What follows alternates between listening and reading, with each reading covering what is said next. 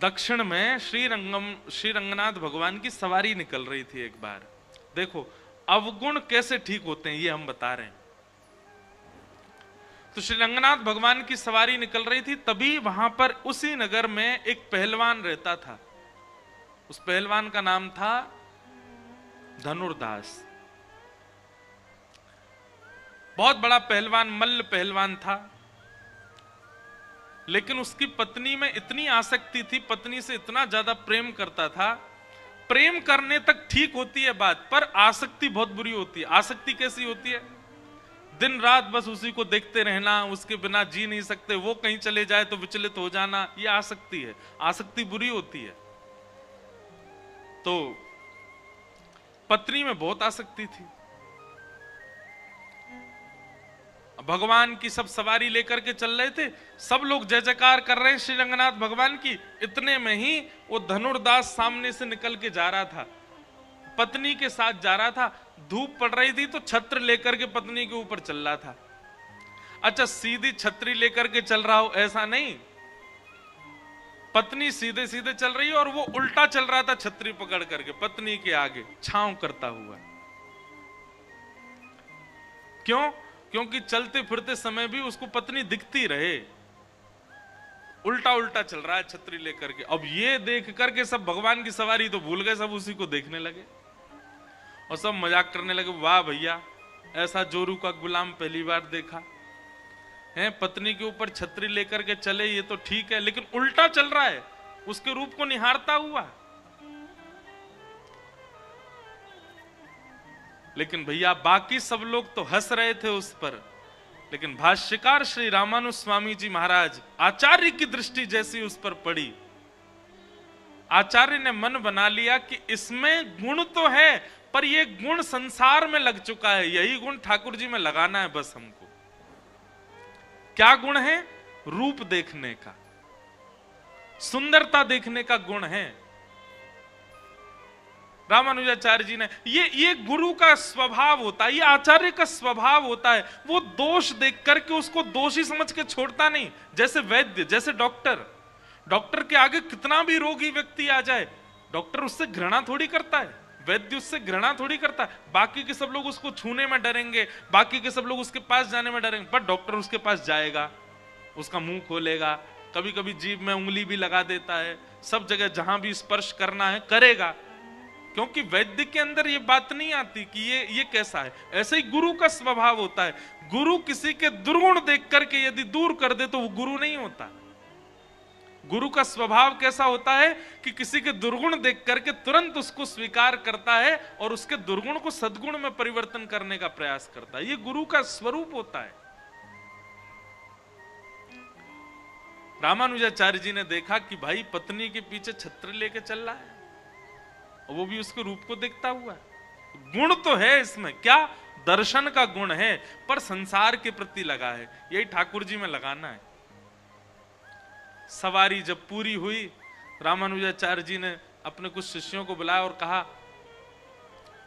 वो जो छतरी लेकर के चल रहा था अपनी पत्नी के पीछे, तो सब जोर के हंस के बोले, अरे वो धनुर्दास है महाराज, वो जब निकलता है घर से तो पूरा नगर तमाशा देखता है, अपनी पत्नी के पीछे पीछे ऐसे आगे आगे चलता है उल्टा छतरी लेके। हाँ, उसी को बुलवाओ, मठ में बुलवाओ। सब वैष्णव विचार करने लगे, वो इतना दोषी व्यक्ति, इतना दुर्गुण युक्त व्यक्ति, इतना कामी व्यक्ति, और आचार्य उसको मठ में बुला रहे हैं। सब गए और धनुर्दास के पास जाके कहा, बोले श्रीमद रामानुजाचार्य जी महाराज ने आपको बुलाया है, चलो।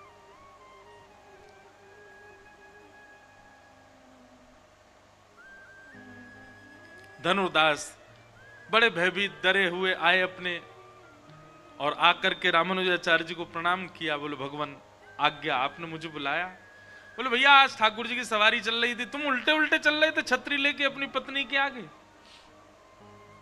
बोले महाराज मैं क्या बताऊं, उसने तो अपनी पत्नी पुराण प्रारंभ कर दिया। उसके नेत्र ऐसे हैं, उसकी नासिका ऐसी है, उसके कान ऐसे हैं, उसके गाल ऐसे हैं, उसकी मुस्कान ऐसी है, उसके केश कैसे हैं। रामानुजाचार्य जी बैठे बैठे सुनते जा रहे हैं। बोले इतना सुंदर उसका स्वरूप है, मैं सौभाग्यशाली मानता हूं, भगवान ने कृपा करके मुझको इस जन्म में ऐसी पत्नी दे दी। और उसको देखे मुझे लगता है कि मेरा अगला क्षण कहीं अंतिम ना हो, उससे पहले मैं उसको देख लूं, इसलिए मैं हर क्षण उसको देखता हूं। रामानुजाचार्य जी बोले सारे लक्षण भगवत प्राप्ति के हैं, बस संसार में लगे हुए हैं। रामानुजाचार्य जी महाराज बोले अच्छा, अगर तुम्हारी पत्नी से ज्यादा सुंदर तुम्हारे सामने कोई आ गया तो? धनुर्दास बोला, बोले मुझे विश्वास है मेरी पत्नी से सुंदर कोई नहीं हो सकता। बोले अगर मैंने उससे सुंदर तुम्हें कुछ दिखा दिया तो? धनुर्दास बोला पहले तो मुझे अनन्य विश्वास है कि होगा ही नहीं, और कदापि यदि मेरी पत्नी से सुंदर कोई आ गया तो मैं जीवन भर के लिए उसका दास बन जाऊंगा। ऐसी ऐसी निष्ठा हमारी भी नहीं होती। भगवान निष्ठा हो तो ऐसी हो जैसी धनुर्दास की। भगवान से सुंदर कोई और दिख जाए तो धनुर्दास पहले ही कह रहा है कि मेरी पत्नी से सुंदर कोई होगा ही नहीं, पहला विश्वास मेरा यही है। ऐसा ही होना चाहिए निष्ठावान को। हमारी निष्ठा कैसी? मंगलवार मंगलवार हनुमान जी को पूछते जा रहे हैं, एक आध 2 महीना बाद अगर हमारे व्यापार में थोड़ी कटौती हो जाए, लॉस हो जाए, तो किसी के कहने पर बदल देते हैं हनुमान जी को। बोले अब हनुमान जी तुम तो औरों से पूजवा, हम तो अब उनको पूजेंगे। उनको पूजने से हमारी निष्ठा तो ऐसी है। पर रामानुजाचार्य जी ने देख लिया दर्शन भी प्रधान है इसका, निष्ठा भी प्रधान है, विश्वास भी प्रधान है, बस संसार से हटा के ठाकुर जी में करना है। रामानुजाचार्य जी बोले तुम्हारी पत्नी से सुंदर हम तुमको कुछ दिखाते हैं, चलो। और लेकर के गए, और श्री रंगनाथ भगवान का दर्शन तो वो रोज ही करता था, दर्शन तो वो नित्य करता था। धनुर्दास को ले गए रंगनाथ भगवान के सामने, और रामानुजाचार्य जी ने जाकर कहा हे नाथ, अब आप इसको प्रत्यक्ष दर्शन करा दीजिए अपना। आचार्य का कहना तो ठाकुर जी मान ही जाते हैं। इतने में ही पाषाण के रूप में विराजमान श्री रंगनाथ भगवान सचल शंख चक्र गदा पद्म धारण करके उसके सामने प्रकट हो गए, और प्रकट होकर के उसको दर्शन करा दिया। जैसे ही दर्शन किया, कंदर्प दर्प सुंदरताओं को भी अपने सामने लजाने वाले स्वरूप को जब ठाकुर जी ने प्रकट किया, धनुर्दास सदा के लिए ठाकुर जी के रूप का चकोर बन गया। कैसे सुंदर नेत्र, कैसी सुंदर नासिका, कैसे सुंदर कर्ण, कैसे सुंदर हाथ, कैसे सुंदर चरण, सर्वांगीण अंग का दर्शन करके आज धनुर्दास ने रामानुजाचार्य जी को वंदन किया। बोले भगवान मेरे नेत्र सदा व्याकुल रहते थे सुंदरता देखने के लिए, लेकिन आज वो देखा है कि अब इसके बाद और कुछ नहीं देखना। रामानुजाचार्य जी बोले देखो हम ये नहीं चाहते कि तुम पत्नी वत्नी छोड़ दो, लेकिन अब बताओ पत्नी के प्रति वो भाव है जो पहले? बोले नहीं भगवान, वो मेरी पत्नी है, गृहिणी है, मैं तो उसको भी लेके आऊंगा और उसको भी इनका दर्शन कराऊंगा। अब अकेले नहीं, दोनों मिलकर के केवल इनकी आराधना करेंगे। और धनुर्दास अपनी पत्नी के साथ श्री रंगनाथ भगवान का सदा के लिए शिष्य हो गया। ये गुरु कृपा होती है, ये आचार्य कृपा होती है। तो अवगुण यदि चित्त में प्रकट हुआ है, वो अवगुण बाधा बनेगा भगवत मिलन में। उस अवगुण का एक ही तरीका है कि आचार्यों के सामने कथाओं में जब आते हैं तो कथा में आकर के उस अवगुण को प्रधान रख करके कथा सुनो। मेरे अंदर ये अवगुण है, इस भाव से अब कथा सुनो। धीरे धीरे वही अवगुण ही ठीक होगा कथा से। मुझ में ये दोष है, उस दोष को प्रधान रख के कथा सुनो। आप गुणवान मान करके स्वयं को कथा सुनोगे। क्यों श्रोताओं को नीचे जमीन पर बैठाया जाता है? ताकि भीतर दीनता आवे, ताकि भीतर सरलता आवे, ताकि भीतर ये भाव आवे कि हम दीन हैं, तभी कथा समझ में आएगी। आप बुरा नहीं मानिएगा सोफा और कुर्सी पे बैठे लोग, पर कथा का विधान तो नीचे बैठ के ही है। जिनके घुटने ठीक नहीं है, जिनकी कमर ठीक नहीं है, उनको कोई बात नहीं, पर जिनके हाथ पांव बिल्कुल स्वस्थ हैं फिर भी ऊपर बैठ गए, कथा उनको कुछ कर नहीं पाएगी, वो समझ नहीं पाएंगे। कथा के लिए तो आपको दीन बनना पड़ेगा, तभी कथा आप पर अनुग्रह करेगी। बिना दीन बने मतलब ये तो वही बात हो गई, घाट के ऊपर खड़े होके कह रहे हो गंगा जी यहीं आके नहा जाओ, गंगा जी कहेंगी नीचे आ, और आकर के डुबकी लगा, गोता जब खावेगो तब तेरे ऊपर से निकलूंगी, तब तेरे पाप नष्ट करूंगी। वैसे ही कथा भी गंगा है, उसके लिए नीचे ही बैठना पड़ता है। उसके लिए दीन, नीचे बैठने का मतलब दीन बनना, नीचे बैठने का मतलब सरल बनना, नीचे बैठने का मतलब अपनी उपाधियों का त्याग कर देना। बहुत भाव है। और भैया एक बात सुनिएगा, ये 4 दिन से जो ये इतने ज्ञान के प्रसंग चल रहे हैं ना, वो इसलिए चल रहे हैं ताकि रस प्रसंग में जाओ तो कहीं उसमें आप में कोई अपराध ना बन जाए। क्योंकि जब रस प्रसंग में जाते हैं ना, श्री जी और ठाकुर जी के नित्य लीला का जब हम श्रवण करते हैं, ठाकुर जी के नित्य विहार का जब हम श्रवण करते हैं, तो कहीं ना कहीं किंचित उन लीलाएं और उन भावों में हमारे चित्त में कोई दोष उत्पन्न ना हो जाए, इसके लिए ये ज्ञान के परकोटे लगाने पड़ते हैं पहले। उसके लिए चित्त की शुद्धि आवश्यक है। इसलिए आप सब में देखो, हम लोग गुणवान नहीं है, बहुत अवगुण है हमारे अंदर।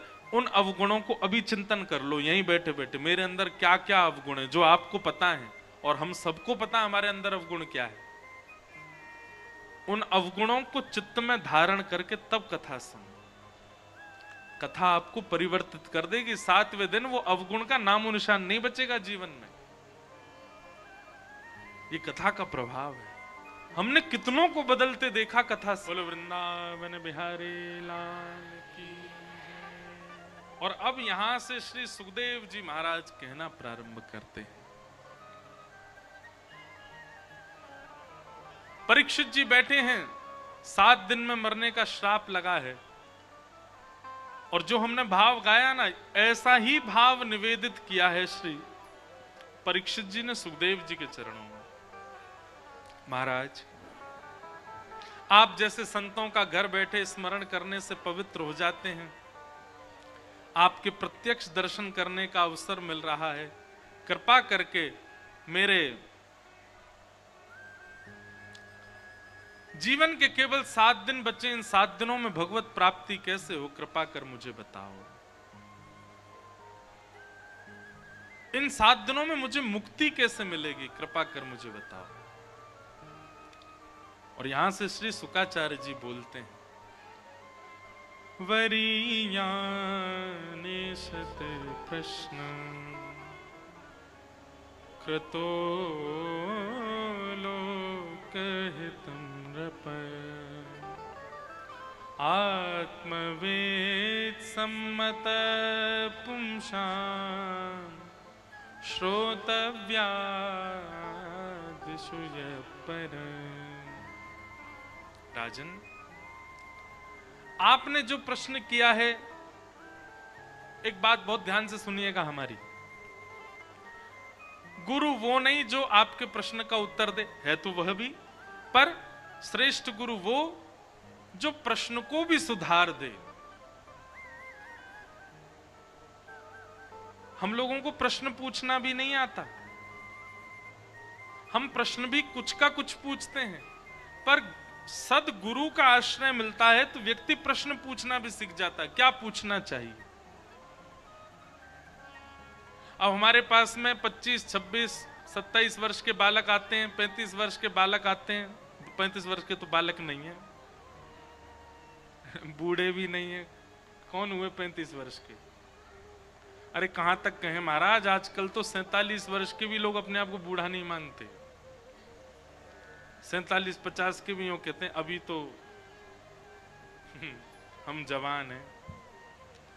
हमारे पास आते हैं बच्चे, उन लोगों के प्रश्न इतने, मतलब ठीक है अपनी समस्या सब पूछते हैं, पर प्रश्न सदा कैसा होना चाहिए? प्रश्न करने वाले का भी कल्याण हो, प्रश्न बताने वाले का भी कल्याण हो, और जो पास में बैठे हैं उनका भी कल्याण हो, ऐसा प्रश्न होना चाहिए। ऐसे प्रश्न हमको बहुत कम मिलते हैं। एक बार बद्रीनाथ में कथा थी, मेरी बहुत पहले की बात, 2016-17 की बात है। तो एक छोटा सा बालक आया मेरे पास। उस बालक के इधर गले पर बिल्कुल सीधा ऐसा निशान था। मैंने पूछा, मैंने कहा आपके गले में कैसे लग गई? तो बालक बोला कि महाराज जी, मैं पिताजी के साथ स्कूटर पर जा रहा था, आगे बैठा था, कोई लोग पतंग उड़ा रहे थे तो उनका मंजा रोड पे आ गया और उस मंजे से मेरा गला जो है वो पूरा कट गया, पर डॉक्टरों ने मुझको बचा लिया। बालक की उम्र होगी 5 वर्ष, 5, 5.5, 6 वर्ष की, बस छोटा सा ही था। बोला मुझे आपसे एक प्रश्न करना है। मैंने कहा करो। उसने क्या प्रश्न किया पता है? बोले महाराज जी, हम जन्म लेने से पहले कहां थे? अब छोटा बालक, तो मैंने उसको समझाया, मैंने कि भाई हम थे और योनियों में भी थे, परंतु भगवान ने कृपा करके हमको मानव बनाया। बोले मतलब हम मानव बनने से पहले भगवान के पास गए थे? मैंने कहा हाँ।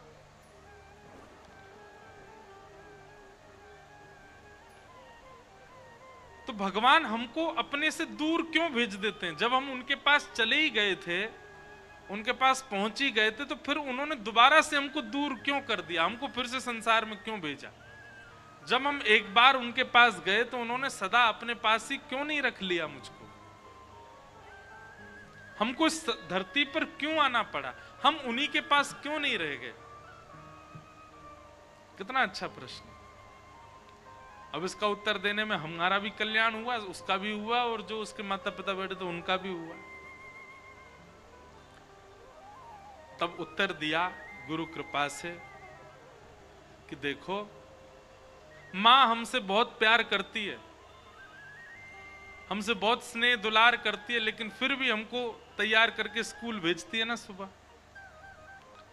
पहली बार जब बच्चा स्कूल जाता है, छोटे छोटे जूते पहन करके, टाई लगा करके, पीछे बस्ता टांग करके, गले में थर्मस लटका करके पहली बार जब बच्चा स्कूल जाता है तो उसको अपनी माँ साक्षात दुश्मन दिखाई देती है। ये मुझे अपने आप से दूर क्यों भेज रही है?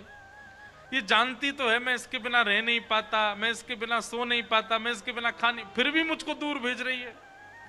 माँ हृदय पर पत्थर रख करके उस बालक को बस में, वैन में, जिससे भी स्कूल जाना है उसमें बैठा देती है। बालक रोता रहता है, खिड़की पीटता रहता है, माँ मुझे मत भेजो, लेकिन फिर भी माँ भेज देती है। क्यों? क्योंकि मां चाहती है कि मेरे बालक का और नवीन निर्माण हो, मेरे बालक को और संसार में जाकर के संसार की बातें पता लगे, वो थोड़ा विद्वान बने, वो थोड़ा और अब बस मेरे पल्लू में रह करके वो लाडलाई ना रह जाए, थोड़ा संसार को जाने, सीखे, पढ़ाई करके, अध्ययन करके कुछ बने, कुछ बन करके सब लोगों का प्रेमी बने। इसलिए माँ अपने से दूर भेजती है, विद्यालय भेजती है, हॉस्टल में भेजती है, यूनिवर्सिटी भेजती है। वो बात अलग है कि कुछ साल बाद बालक का ही मन नहीं करता उसके पास रहना, खुद ही भाग जाता है। स्कूल ना भी जाना हो तो भी कहीं ना कहीं तो भाग ही जाता है, वो बात अलग है। लेकिन प्रारंभिक स्थिति में माँ भेजती है। हमारा भी यही कॉन्सेप्ट है। प्रारंभिक स्थिति में ठाकुर जी हमको भेजते हैं संसार में, क्योंकि संसार एक विद्यालय है। यहां हर व्यक्ति, हर परिस्थिति, हर समय, हर घड़ी, हर क्षण हम कुछ सीखते हैं। हमारी मां रूपी भगवान हमको इसलिए यहां भेजते हैं ताकि हम यहां आकर के सब संसार से सब सीखें, और सब सीख करके हम यह पता कर लें कि भाई संसार बिल्कुल नश्वर है, सब तज हरि भज, और सब तज करके फिर पुनः हरि की शरण में आ जाएं। लेकिन हम उन बिगड़े हुए बालकों की तरह हो गए हैं जो विद्यालय और कॉलेज के बहाने घर से तो निकलते हैं, लेकिन वहां जाकर के करते कुछ ऊटपटांग ही हैं, कुछ उल्टे सीधे कामों में ही लगे रहते हैं, पढ़ते वढ़ते नहीं है। हम वही बालक बन गए।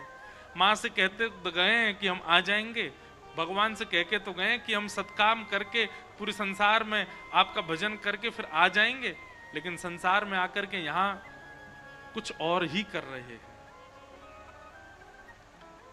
पुनः अपनी मां के पास जाने के लिए ही हम इस विद्यालय में आए हैं। बीच बीच में ये कथाएं होती हैं, कथाओं के द्वारा हमारे माँ रूपी, हमारे पिता रूपी भगवान संदेशा भिजवाते हैं। अरे भैया, तू मुझसे वादा करके गया था कि तू संसार समझ के सब कुछ करके आएगा लौट के। संदेशे के रूप में कथाओं को भेजते हैं ताकि हम पुनः इस चेतना में जग जाएं कि ये संसार वास्तविक नहीं, हमारे लिए तो ठाकुर जी हैं, हमको लौट के वहीं जाना है। कई लोग जाग जाते हैं इन कथाओं से, कई लोग फिर भी सोए रहते हैं, कई लोग उनकी चेतना जागृत हो जाती है, कई लोग अभी भी वही संसार की क्रियाओं में लगे रहते हैं। तो वास्तव में ठाकुर जी ने हमको इस संसार में भेजा क्यों? ये एक विद्यालय है, यहां सीखने के लिए भेजा, यहां और तराशने के लिए भेजा। लेकिन हमेशा हम यहीं रह जाते हैं। क्यों? क्योंकि हमारे कर्म ऐसे हो जाते हैं। कथाओं के द्वारा, सत्संगों के द्वारा, गुरुजनों के द्वारा हम ये बात जब समझ जाते हैं, तब अपने कर्म शुद्ध करते हैं, तो पुनः इस संसार में नहीं आना पड़ता। सब सीख करके हम वापस चले जाते हैं। मीराबाई आई थी और वो ऐसी कर करके गई कि वो लौट करके नहीं आई, कभी जीवन में भगवान के पास ही हैं। सूरदास आए, प्रचार करके ठाकुर जी का चले गए, अब सदा ठाकुर जी के संग ही हैं। लेकिन हम यहीं रह जाएंगे और यहीं के ही रहेंगे, और अभी इंसान बने, फिर कोई और बनेंगे, फिर कोई और बनेंगे, घूमते ही रहेंगे यहीं पर ही। तो गुरु कौन? जो प्रश्न का उत्तर दे वह तो है ही, पर जो प्रश्न करना सिखा दे वह गुरु। शुकाचार्य जी महाराज कह रहे हैं, बोले राजन, तुमने प्रश्न किया, बहुत ध्यान से सुनिएगा, ये विषय बहुत अच्छे। राजन, तुमने प्रश्न किया, जल्दी मरने वाले की मुक्ति का उपाय बताओ। जिसके जीवन के केवल 7 दिन बचे, उसको मुक्ति के लिए क्या करना चाहिए? पर राजन, तुम सामान्य व्यक्ति नहीं हो, तुम राजा परीक्षित हो, और तुम राजा हो इसलिए असामान्य हो ऐसा नहीं है। तो तुम पांडवों के वंशधर हो इसलिए असामान्य हो ऐसा नहीं है। तुम इसलिए असामान्य हो क्योंकि तुमने जन्म लेने से पहले भगवान का गर्भ में दर्शन किया है। तुम वो बालक हो जिसके लिए भगवान गर्भ में प्रवेश कर गए थे और अपनी चक्रा नाम की गदा को घुमा करके अश्वत्थामा के द्वारा भेजे गए ब्रह्मास्त्र को नष्ट कर दिया था। तुम वो बालक हो, इसलिए तुम असामान्य हो।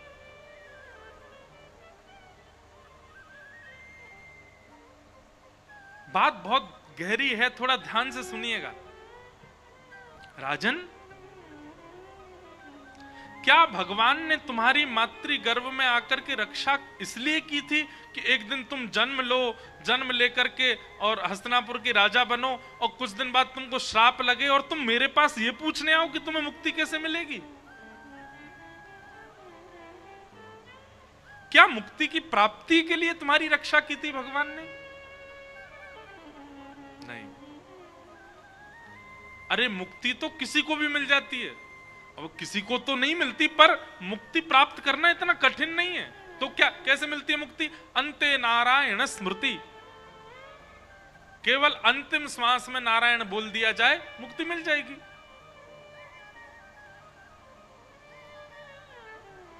और तुम तो वो बालक हो जिसकी भगवान ने गर्भ में रक्षा की, तुम तो पहले ही मुक्त हो क्योंकि तुम भगवत दर्शन कर चुके हो। फिर तुम मुक्ति की कामना क्यों कर रहे हो? और राजन, मुक्ति प्राप्त करके क्या होता है पता है? हम सब वैकुंठ चले जाते हैं और वैकुंठ में जितने भी मुक्त हुए लोग हैं उन सबके बीच में हमको भी बैठा दिया जाता है। वहां भगवान के दर्शन का सुख, भगवान के कैंकर्य का सुख, भगवान की सेवा का सुख ये मिलता है। लेकिन तुम दृष्टि घुमा करके जब देखोगे तुमको बहुत अच्छा लगेगा कि तुमको मुक्ति मिली, पर आसपास बैठे हुए जब जनों को देखोगे तो उन्हीं में तुम्हें रावण भी दिखेगा, उसको भी मुक्ति मिली है। तुम्हें कंस भी दिखेगा, तुम्हें पूतना भी दिखेगी, तुम्हें अघासुर, बकासुर, धेनुकासुर ये सारे राक्षस भी मुक्त हुए दिखेंगे। तब तुमको आश्चर्य होगा, मैंने इतना परिश्रम किया, भजन किया, तब मुझे मुक्ति मिली। और इन राक्षसों ने भगवान की इतनी निंदा करी, भगवान से युद्ध किया, भगवान से शत्रुता पाई, फिर भी इनको मुक्ति मिल गई।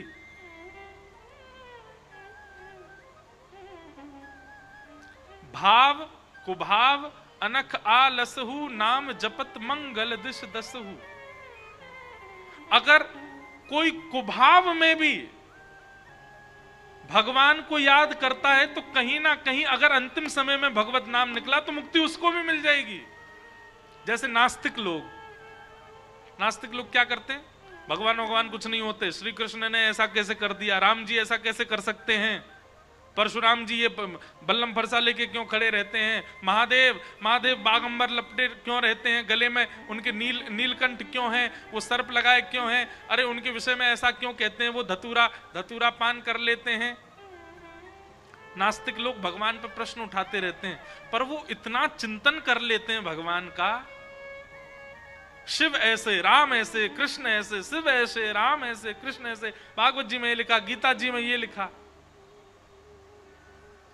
और ये सब करते करते करते करते करते कहीं किंचित अंतिम समय उसने भी भगवान को याद कर लिया तो उसको भी मुक्ति मिल जाएगी।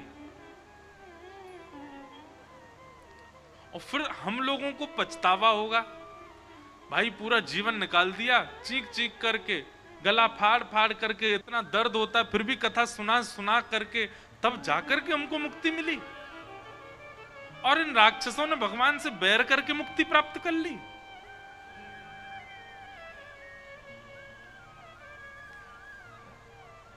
राजा परीक्षित बोले, भगवान आप आज्ञा करें, मैं क्या करूं, फिर मुक्ति ना मांगू तो क्या मांगू।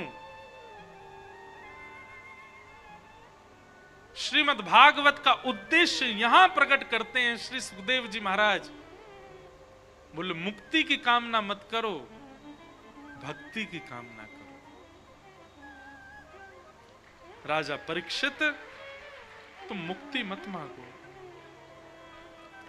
मैं कथाओं में कहा करता हूं, मुक्ति और भक्ति में अंतर क्या। मुक्ति मतलब मृत्यु के बाद भगवान का दर्शन, और भक्ति मतलब जीवित अवस्था में भगवान का दर्शन। यही है मुक्ति और भक्ति। मृत्यु के बाद भगवान को देखवे कोई मन बन। अच्छा एक बात बताएं, हम आप सब जितने भी बैठे हैं ना, हम आप सब लोग मन में ये विचार कर चुके हैं कि हमको जीवित अवस्था में भगवान दिखने वाले नहीं है। हम इतने लोगों से मिलते हैं लेकिन किसी को भी विश्वास से ये कहता हुआ नहीं देखा गया आज तक कि नहीं मुझे तो भगवान मिलेंगे। हमेशा अगर कोई पूछने भी आता है तो संशय में ही आता है, मुझ पे भगवान मिलेंगे। अरे विश्वास नहीं तुमको?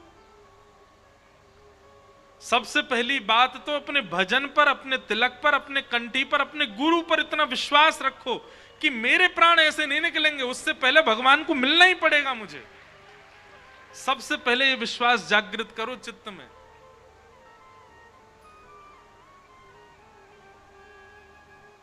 कुंभ में अभी कुंभ लगेगा, देखना। पिछली बार 12 करोड़ लोगों ने स्नान किया था, रिकॉर्ड टूटा था। इस बार देखना क्या हाल होगा। कुंभ में स्नान करने इतनी संख्या में लोग जाते हैं, पर इतनी संख्यक लोग इस विश्वास में नहीं है कि हमको भगवान मिलेंगे। वो इसीलिए इतनी संख्या में जा रहे हैं कि गंगा जी का एक बूंद पड़ जाए, वो अमृत होता है उस समय, उसमें एक बूंद पड़ जाएगा तो उससे थोड़ी कृपा तो हो जाएगी हम पे। अच्छा, उसके बिना कृपा नहीं होगी। अच्छी बात है, हमको अपने वैदिक रिचुअल्स फॉलो करने चाहिए, हमको हमारे यहाँ कुंभ में स्नान करना आदि आदि सब करना चाहिए, पर विश्वास तो चित्त में उतना प्रगाढ़ करो कि नहीं मिलेंगे। भगवान करे हमको नजर नहीं लगे कोई की, हमको पूर्ण विश्वास है। कथा कहते कहते काउदना श्रोतान में ही ठाकुर जी दिखेंगे। काउदना जैसे कोई बीच बीच में कीर्तन में कोई नृत्य करने लग जाता है ना, तो कभी लगता है कि ऐसे ही श्रोताओं में किसी दिन नृत्य करते हुए श्याम सुंदर दिखेंगे।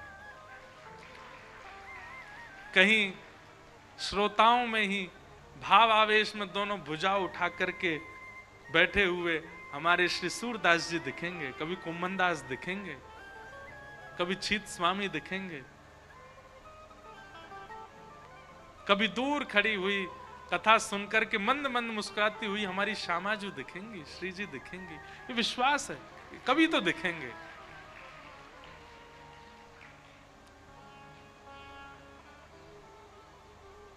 ऐसी विश्वास प्रकट करो, संशय में मत रहो। व्यक्ति जब विश्वास प्रकट कर लेता है ना, तो उसके द्वारा की गई क्रियाएं अपने आप उसको उसके लक्ष्य तक पहुंचा देती हैं। और संशय में रहता है तो संशय में रहने पर कितनी भी क्रियाएं कर ले, वो क्रियाएं भी संशयात्मक हो जाती हैं। इसलिए विश्वास प्रगाढ़ करो।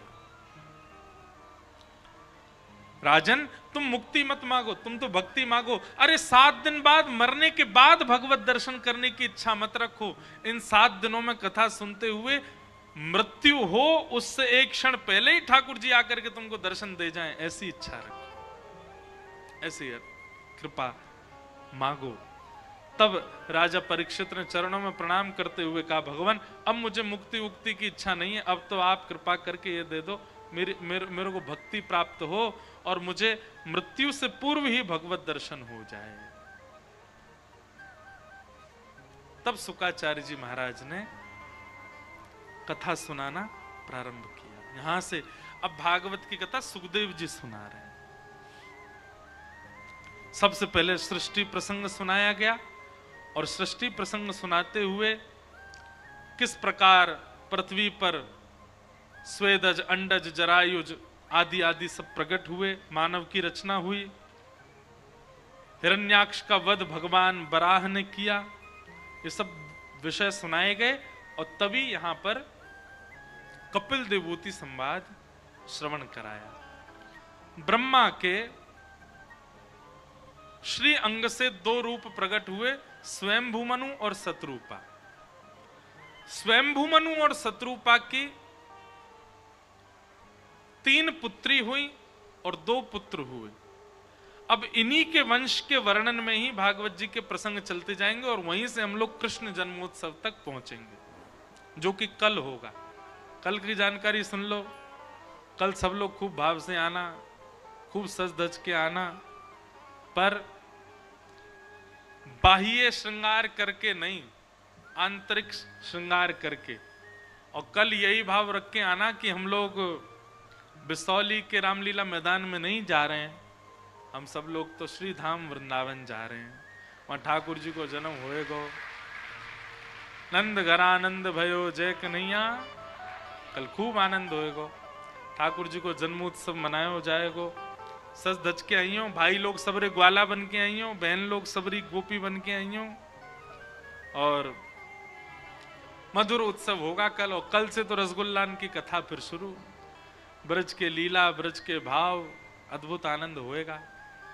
तो कल सब लोग बड़े भाव से आ जाना। 2 बजे से ही कथा का क्रम रहेगा। बस अंतिम दिन की कथा यानी कि 21 तारीख को कथा सुबह 9 बजे से 11, सवा 11 बजे तक होगी। आप सब लोग उसका ध्यान रखिएगा। कपिल देवूति संवाद का हम थोड़ा सा प्रसंग सुने, बहुत ध्यानपूर्वक सुनिए सब लोग। स्वयंभूमनु और शत्रुपा की 3 पुत्री हुई, जिनमें अब देवहूति एक पुत्री का यहां प्रसंग सुनाया गया। देवहूति का विवाह कर्दम प्रजापति के साथ में हुआ, कर्दम ऋषि के साथ में हुआ। कर्दम ऋषि ने 1000 वर्ष तक तप किया, और 1000 वर्ष की तपस्या में भगवान जब प्रसन्न हुए, बहुत ध्यान से सुनिए सब लोग, इधर देखो। भगवान जब प्रसन्न होकर के प्रकट हुए, बोले वरदान मांगो कर्दम ऋषि, क्या चाहिए? तो कर्दम ऋषि ने एक ही वरदान मांगा, क्या? कि हे नाथ, मुझ पर एक ही कृपा कर दीजिए कि मैं जितना आपसे प्रेम करता हूं, मैं जितनी आपके प्रति रुचि रखता हूं, मुझसे भी अधिक आपके प्रति रुचि रखने वाली कन्या से मेरा विवाह हो जाए। तथा सचाहम परिवोडुकाम समान शीलां ग्रह में दधेनुम उपेवान मूलमशेष मूलम दुराशय काम दुद्रांग्रिपश्य। बहुत सावधानी से सुनो सब लोग। कर्दम ऋषि क्या मांग रहे हैं? भगवान प्रकट हो गए सामने, वरदान मांगो, क्या चाहिए?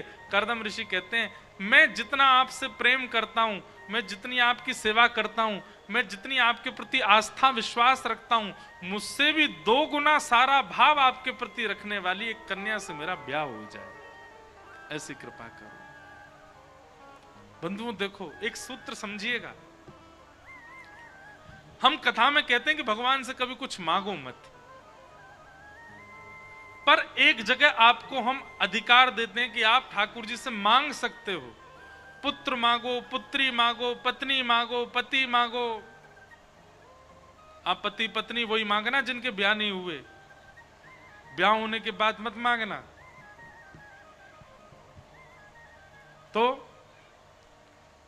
गाड़ी मांगो, घर मांगो, बंगला मांगो, जॉब मांगो, पर सबके पीछे उद्देश्य क्या रखना कि हे ठाकुर जी, बरेली में हमारा ऐसा घर बन जाए जिस घर में हम लोग जैसे ही शिफ्ट हों खूब संतों का आगमन हो, खूब ब्रजवासी आमें, आपकी खूब चकाचक सेवा हो, 56 भोग की खूब आपके महाराज उत्सव किए जाएं, और हम सब लोगों की बुद्धि इतनी शुद्ध हो जाए उस घर में जाके कि हमारा हर महीने मन करे चलो वृंदावन, चलें श्री वृंदावन धाम, बिहारी जी के दर्शन करके आए, राधा रमन जी को नेत्र में बसा के आए। अब आपने मांगा तो घर, पर घर के पीछे उद्देश्य क्या रखा? भगवत प्रेम।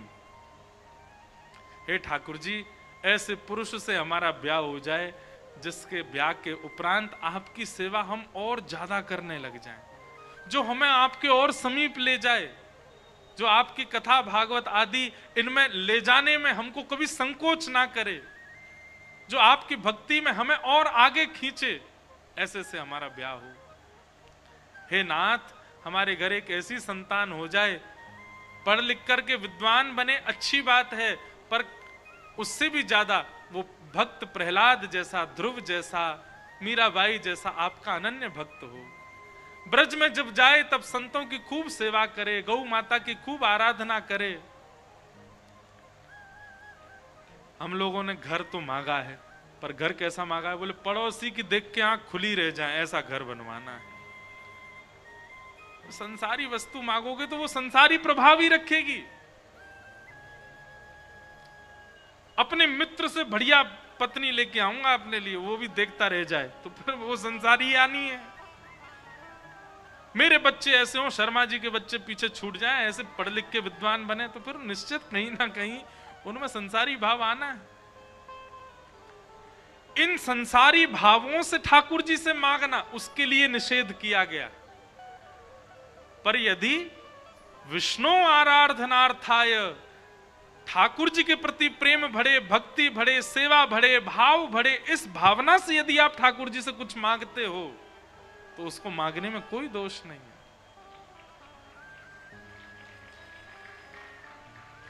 तो ऐसी वस्तु मांगो। हे नाथ, इन 1000 वर्षों की तपस्या के फलस्वरूप मुझे एक ही वरदान दे दो। क्या? मैं आपसे जितना प्रेम करता हूं, मैं आपकी जितनी आराधना करता हूं, मुझसे भी ज्यादा आपसे प्रेम और आपकी आराधना करने वाली पत्नी मुझे प्राप्त हो जाए। हम तो हर कथा में कहते हैं जिनके ब्याह नहीं हुए भैया, जो जो यहां बैठे हो, लग जाओ आज से ही माला फेरने। ठाकुर जी से यही मांगो, बोले कि आपका भजन करने वाला पति मिले, आपसे प्रेम करने वाली पत्नी मिले। बाकी सारे गुण तो उसके अंदर आ ही जाएंगे, पर भगवत प्रीति, यह गुण सबके भीतर नहीं आ पाता।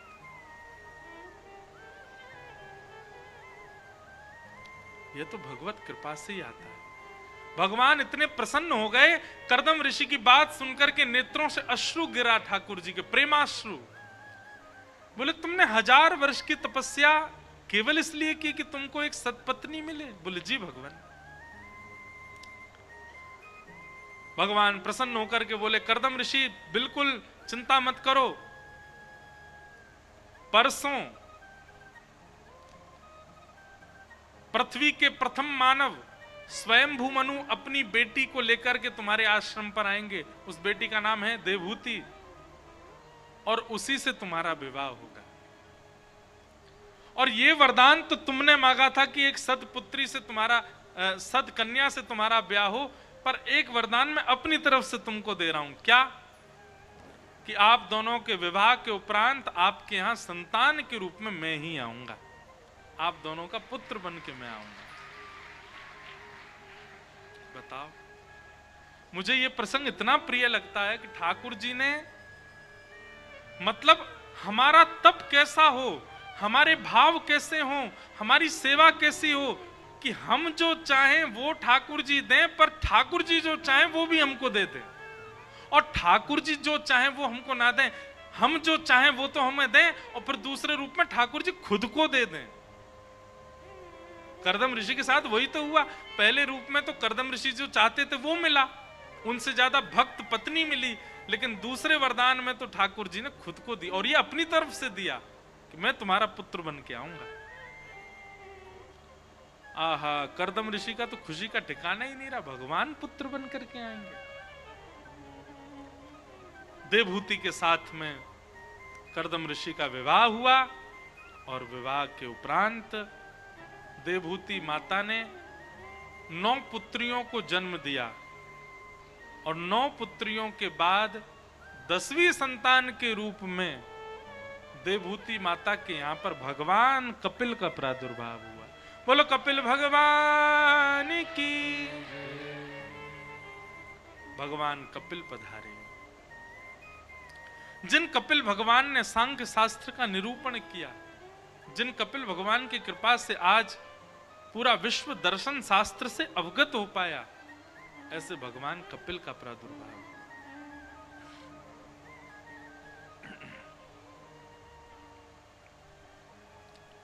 भगवान प्रकट हुए, देवहूति जी के साथ में भगवान कपिल का सुंदर संवाद हुआ। उसी संवाद को कपिल देवहूति संवाद कहते हैं। देवहूति माता ने भगवान कपिल से कुछ प्रश्न किए हैं अपने जीवन संबंधी, और उन्हीं प्रश्नों का उत्तर भगवान कपिल एक वृक्ष के नीचे बैठ करके दे रहे हैं। उसी संपूर्ण संवाद को ही कपिल देवहूति संवाद कहते हैं। बहुत सुंदर प्रसंग है, बहुत मार्मिक और बहुत